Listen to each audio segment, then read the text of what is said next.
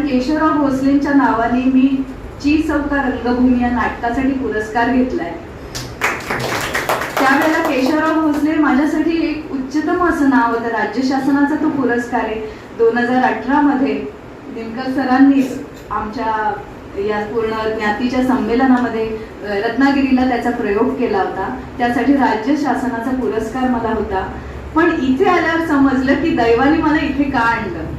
ज्या नावाचा तुला पुरस्कार मिळालाय तो तुला श्रेष्ठ वाटतो तर त्याच्या गुरुला तुला भेटलंच पाहिजे। आणि म्हणून मी या बहुतेक तैलचित्रापुढे अगदी जवळ त्या तैलचित्राला स्पर्श करू शकेन इतक्या नजीकच्या अंतरावर मी उभी होते आणि मला एक उत्तम योग वाटतो।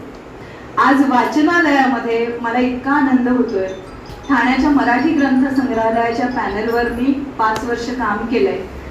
तेव्हा असं लक्षात आलंय की पुस्तकांच्या सान्निध्यात राहणं ही केवळ कुठेतरी वास्तूत काम करतोय एवढाच त्याचा अर्थ नसतो, तर रोज एक पान तरी वाचायची प्रतिज्ञा घ्यावीशी तुम्हाला कधीतरी वाटतेच। हे वाटायला लावणारे अशी वास्तू असते वाचनालयाची।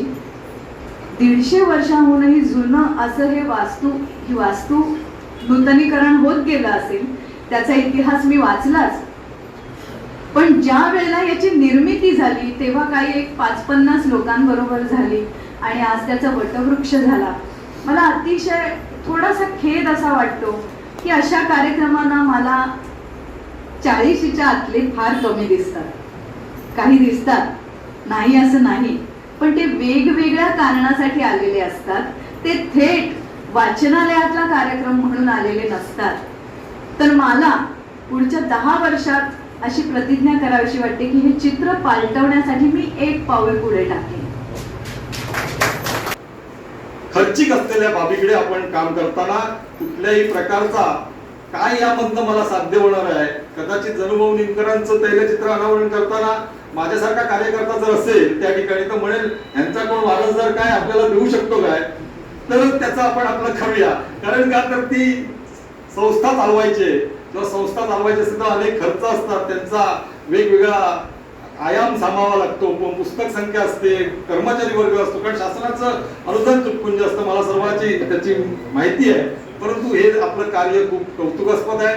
मी कौतुक करण्यावर मगाशी कुलकर्णी का म्हणाले ते नाहीत मोठे, पण मीच कुठे असणार आहे। पण मी एक कार्यकर्ता म्हणून निश्चित सांगू शकतो की आपलं कार्य निश्चित पुढे सदैव चालू राहील यासाठी आमच्या शुभेच्छा देतो। आणि यापुढे जसं ओक काकांनी सांगितलंय की आलेली माणसं जात नाही, पण माझ्यासारख्या एका कार्यकर्त्याला जे शक्य असेल ते आपल्या वाचन मंदिराला सहकार्य निश्चितपणे भविष्यामध्ये असेल।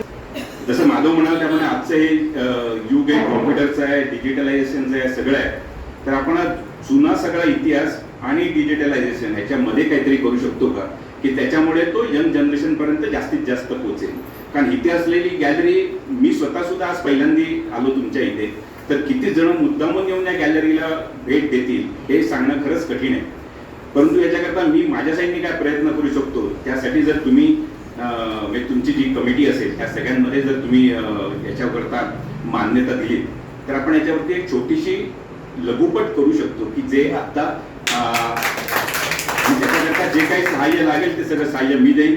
आणखी संपदाताईंना मी विनंती करीन की त्यातलं लिखाणाचा जो काही भाग आहे त्याच्यासाठी जर तुम्ही आम्हाला सहकार्य केलं तर आपण त्याच्यावरती एक सुंदर लघुपट बनवू। त्याच्यामध्ये मला वाटतं की एका भागात तो होणार पण नाही, कारण वरती ऑलरेडी 70-80 आहेत।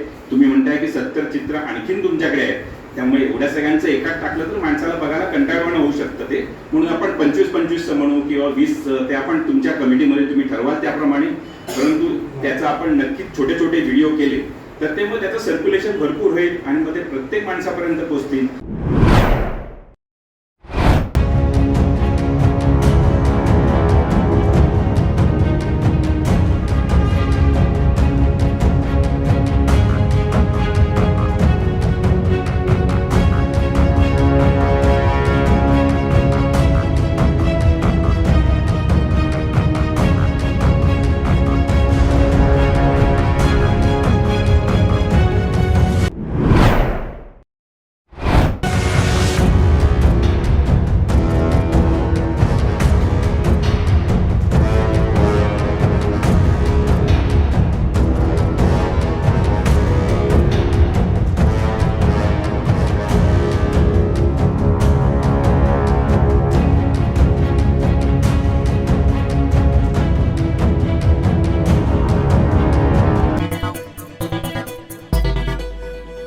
टाइम्स डिजिटलला लाईक करा, सबस्क्राईब करा, शेअर करा आणि बेल आयकॉन दाबायला विसरू नका. पाहत राहा टाइम्स डिजिटल.